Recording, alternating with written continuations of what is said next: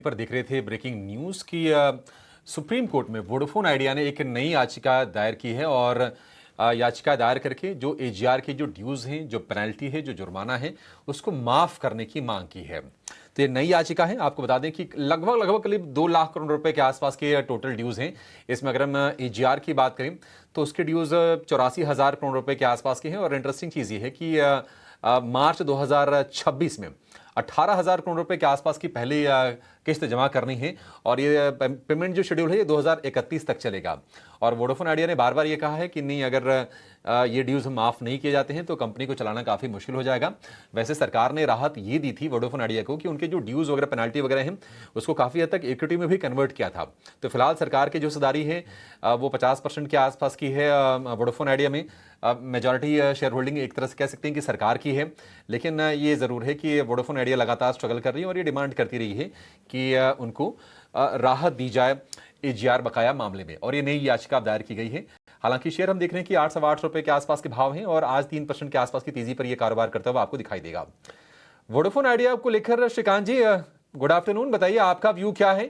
क्योंकि मतलब ये मामला हर 15 दिन, 20 दिन, महीने भर में आ जाता है कि वोडाफोन आइडिया ने डिमांड की है, याचिका दायर की है। वोडाफोन आइडिया ने अपने फाइनेंशियल्स के बारे में कहा है कि नहीं, बहुत मुश्किल स्थिति है, कंपनी चलाना दिक्कत वाला काम हो जाएगा अगर राहत नहीं मिलती है। तो निवेशकों को आप कैसे गाइड करेंगे?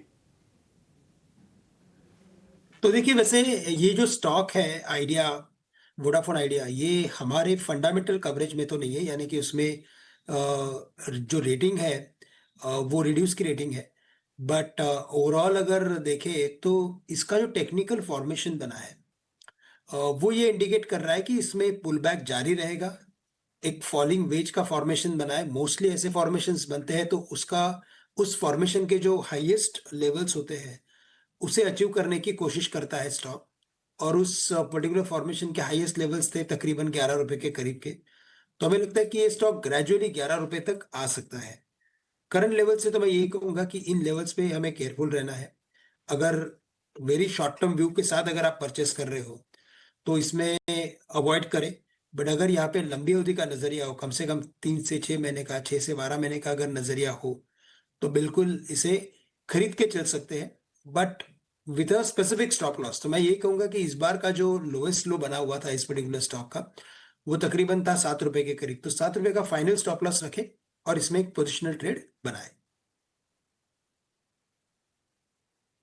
ठीक है, 7 रुपए का एक फाइनल स्टॉप लॉस रखें। वैसे बड़ा इंटरेस्टिंग है, श्रीकांत जी कह रहे हैं कि अगर आपका लंबी अवधि का नजरिया है तो ऐसे बहुत ही गिने चुने स्टॉक होंगे बाजार में जिनके लिए ये भी कहा जाता होगा लंबी अवधि, और उसके साथ साथ स्टॉप लॉस भी आपको कहा जाता होगा कि आप बहुत ही उसको अच्छे से मॉनिटर करें, लगा के रखें। वोडाफोन आइडिया 11 रुपए तक टारगेट हो सकता है। और वोडाफोन आइडिया ने कहा है कि जुर्माना अगर माफ होती है तो कारोबार को स्थिरता मिलेगी। और सरकार भी अब चूंकि पार्टी है, क्योंकि मेजॉरिटी शेयर होल्डिंग तो सरकार की है वोडाफोन पीएलसी। और अगर हम आदित्य बिरला ग्रुप की बात करें तो उनकी होल्डिंग तो सरकार से कम है। तो प्राइमरी अब ये कह सकते हैं कि जिम्मेदारी जो है ना वो सरकार की बनती है इस मामले में। अभी बड़ा पेचीदा मामला है, देखते हैं कि आगे क्या होता है और क्या राहत मिलती है नहीं मिलती है तो आगे की बात होगी। लेकिन ये है कि हाँ, अब ये ट्रेडर्स फेवरेट स्टॉक है और उसी हिसाब से मूवमेंट इसमें देखती भी है।